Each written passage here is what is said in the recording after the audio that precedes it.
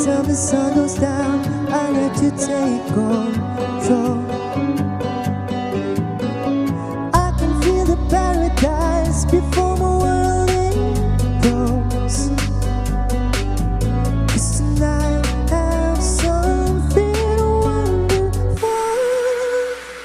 My bad habits lead to late nights and need alone conversations with a stranger. I better know, swearing this will be the last, but it probably won't.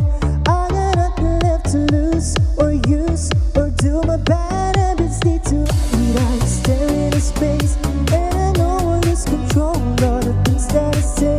I was looking for a way out, no I can't escape. Nothing happens after two. It's true, it's true. My bad habits lead to you.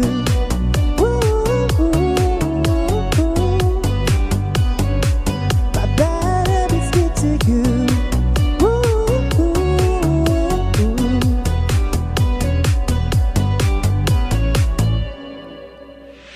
Every pure intention ends when the good times stop.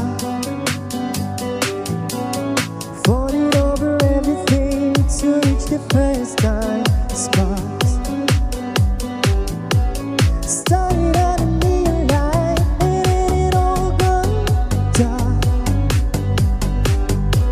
I only know how to go too far. My bad habits lead to late nights and need alone conversations with a stranger. I better know, swearing this will be the last, but it probably won't. I got nothing left to lose or use or do. My bad habits lead to white eyes, stare into space, and I know I lose control of the things that I say. I was looking for a way out, no I can't escape. Nothing happens after two. It's true, it's true. My bad habits lead to you.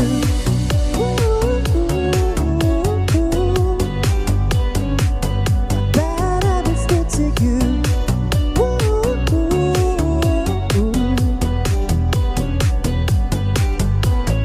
We took a long way around, burn from the far right out. Now my bad habits lead to late nights and lit alone conversations with a stranger. I better know, swearing this will be the last, but it probably won't. I got nothing left to lose or use or do. My bad habits lead to white eyes, stare into space, and I know I lose control of the things that I say. I was looking for a way out, no I can't escape. Nothing happens after two. It's true, it's true. My bad habits lead to you.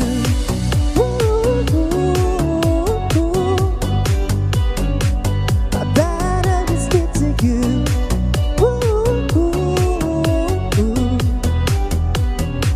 My bad habits lead to you. Yes! Welcome sa Rise and Shine Pilipinas! Hi. Kung kanina po ay talagang kinantahan niya tayo this time, makipagkwentuhan po tayo sa kanya. Again, good morning and welcome sa Rise and Shine Pilipinas, Japet Regala. Hi, Japet. Good morning. Ayan. So, Jas. since kinder, kumakanta ka kumakanta ka na pala. So, paano ka napunta sa pagkahilig mo ng pagkanta? Meron ba sa pamilya mo na musically inclined na or paano ka nag-start? Ayun po, since maliit pa po ako kasi si Papa po ay madalas kumakanta sa bahay, nag-videoke, nagbabanda. So, kumbaga hawaan na lang po. Na-adapt mo na siya. Opo. Okay. Or currently, ay wala ka pang nare-release na kanta at balita namin ay gusto mo daw na magkaroon ng mga pag-remake ng mga songs. Pero by any chance, anong kanta yung gusto mong bigyan ng sarili mong version at bakit?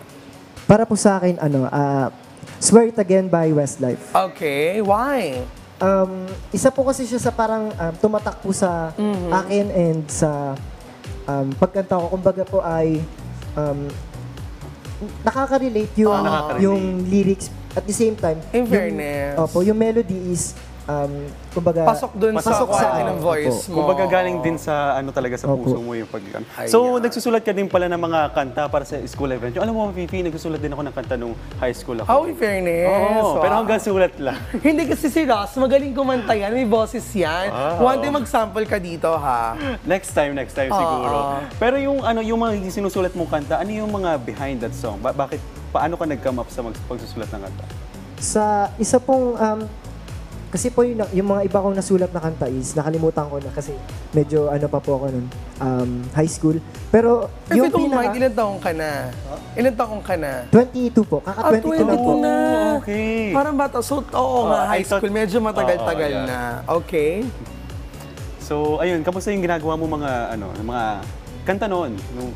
Nagagawa mo ba siya ngayon or nakakapag-record ka? Nakapag-record po ako before, kaso medyo, kumbaga, di pa ganun kaano yung technology that time or hindi pa ako ganun ka-adapted sa technology Okay. that time. Okay. So, yun, nawawala rin po yung Nawawala rin. Pero, Alright. pero yung ano po, yung pinaka-latest ko lang po na sulat is yung para po sa isang program namin sa school. Yun po. Ayun. Ano ba, cheerleading ba yan? Hindi naman. Hindi naman po. Hindi naman. Kasi di ba ganun dati, pag mga math and science week, may mga Oo. cheerleading yell competition. Yell competition, Oo. mga jingle. Uy, meron siyang YouTube channel, Uy, which is yung meron. Biker's Diary. Bakit mo naisipan magsimula ng iyong YouTube account? At paano ka naging interested sa pagbabike? Oh. Oo. Isa po kasi sa reason ko kaya po ako nag-create ng YouTube account is to share po yung mga ruta, mga knowledge na natutunan ko rin and sa mga gusto rin pong makapunta dun sa mga lugar na napuntahan ko or nakuhanan ko rin po ng mga videos, oo. mga vlogs. Yes. Ayun po. So, Ayun. meron ko ba mga social media accounts na pwede nating i-follow at ng mga ating mga Car-SP, ng ating mga viewers na para at least there are, nakikita nila yung mga ginagawa mo in life, mga ginagawa mong kanta or your journey in life? Yes po, meron po akong social media which is sa Facebook po ay Jap Regala and sa YouTube channel po is Biker's Diary. Ayan. Maraming Biker's Diary. salamat sa pagkwentuhan sa amin ngayong araw na Martes. Japit Regala. Pero ito mga ka-RSP, kung nabitin tayo sa kanyang magandang awitin, don't worry dahil mamaya ay mapapakinggan ulit natin ang kahanga-hangang boses ng walang iba kundi si Japet. Japet. Pero bago lahat ng yan, Ras! Diyan lang kayo mga Car-SP, no? Dahil magbabalik ang show ng bayan. Ito ang Rise and Shine, Pilipinas! Swearing this will be the last, but it probably